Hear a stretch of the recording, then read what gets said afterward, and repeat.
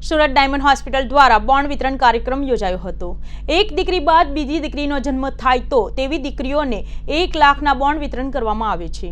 જે સંદર્ભે આજે 400 થી વધુ દીકરીઓને બોન્ડ વિતરણ કરાયા હતા, જેમાં કેન્દ્રીય મંત્રી મનસુખભાઈ માંડવિયા ઉપસ્થિત રહ્યા હતા અને સુરત ડાયમંડ હોસ્પિટલને 50 સીટ મેડિકલ કોલેજની આપવાની હાંકલ કરી હતી।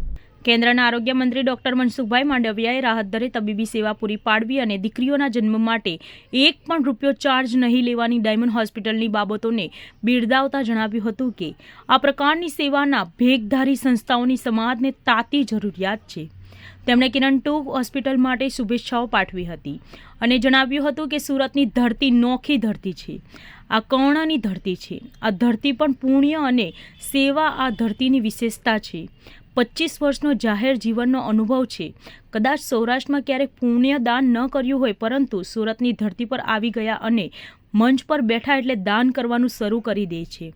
પુણ્યદાન કરવું, બીજાનો સહયોગ કરવો એ ભારતીય પરંપરા, ભારતીય સંસ્કૃતિ, જીવનશૈલીનો ભાગ છે। જરૂરિયાતમંદ લોકોને સહયોગ કરવો એ આપણા સંસ્કાર છે। તેમણે અમેરિકા અને ભારતના તબીબી ખર્ચના ઉદાહરણો રજૂ કર્યા હતા।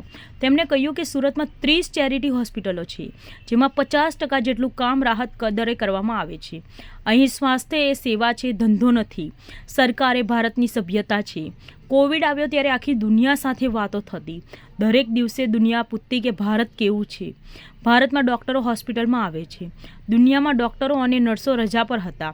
આપણા દેશમાં કોવિડમાં રોગોની સેવા કરતા કેટલાય ડૉક્ટરો પોતાના પ્રાણના ભોગે ફરજ બજાવતા રહ્યા।